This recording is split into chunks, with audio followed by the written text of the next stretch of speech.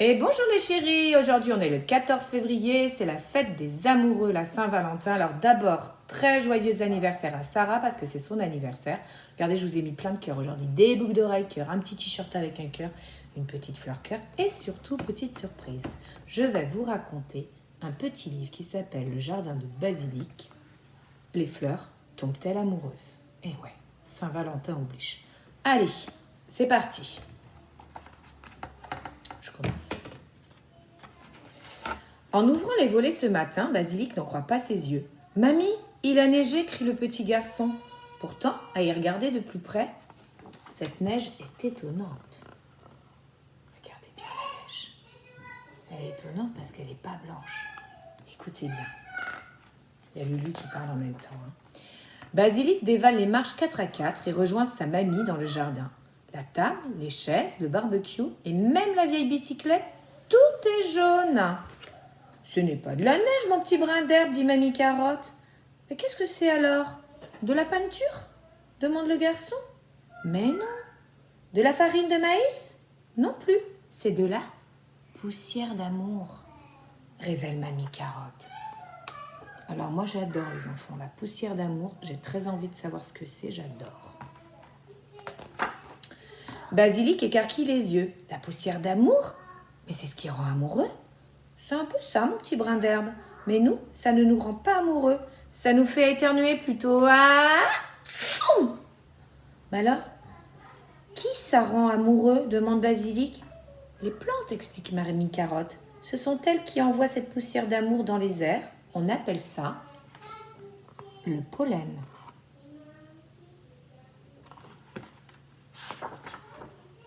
Quoi? Les plantes aussi tombent amoureuses? S'écrie Basilic. Eh oui, dit Mamie Carotte. Regarde cette jolie tulipe. Elle est née de 2 autres tulipes qui se sont aimées. Comme papa et maman? Alors les plantes se font des bisous? Demande Basilic.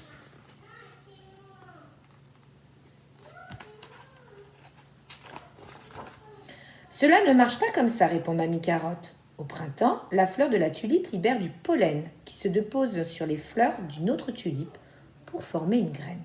Cette graine deviendra plus tard un bébé tulipe. C'est ainsi que les plantes s'aiment.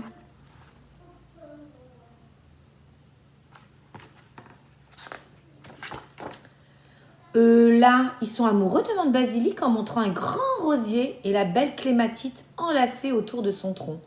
Mais non, mon Basilic, car ils ne sont pas de la même espèce. Et alors, s'étonne Basilic? Eh bien, c'est comme si toi, tu tombais amoureux d'un éléphant, explique Mamie Carotte. La fleur n'accepte que le pollen d'une même espèce que la sienne. Mais le pauvre rosier, c'est le seul du jardin. Alors il tombera jamais amoureux?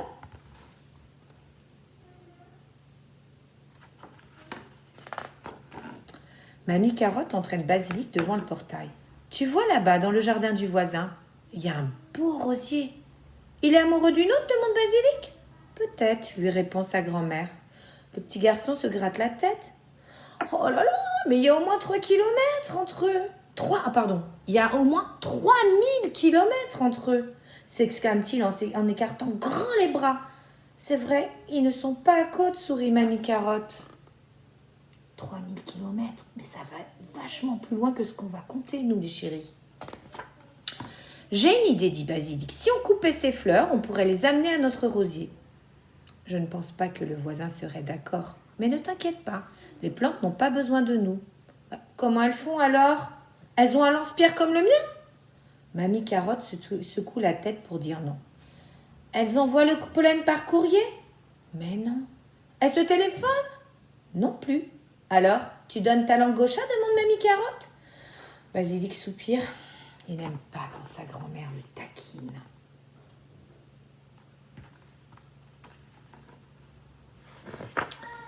C'est le vent ou les insectes comme les abeilles qui transportent le pollen de fleur en fleur, révèle Mamie Carotte. Ah bon?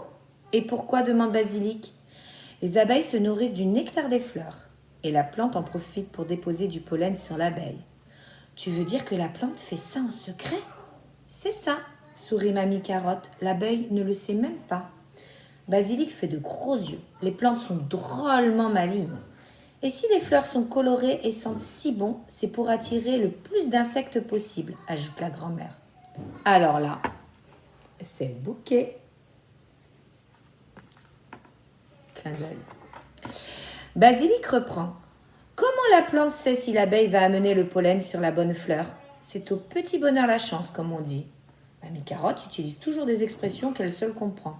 Mais ça veut dire quoi? Demande le garçon. Que c'est le hasard. L'abeille va où bon lui semble.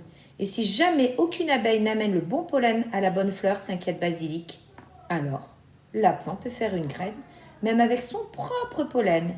Mais elle n'aime pas trop ça, car le bébé plante sera moins résistant.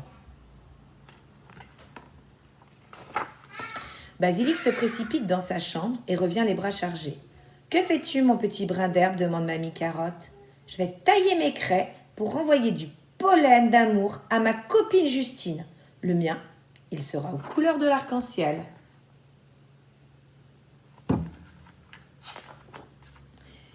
Et voilà les chéris, après c'est des explications de Mamie Carotte. Si ça vous intéresse, je rapporterai le livre et puis on le regardera ensemble.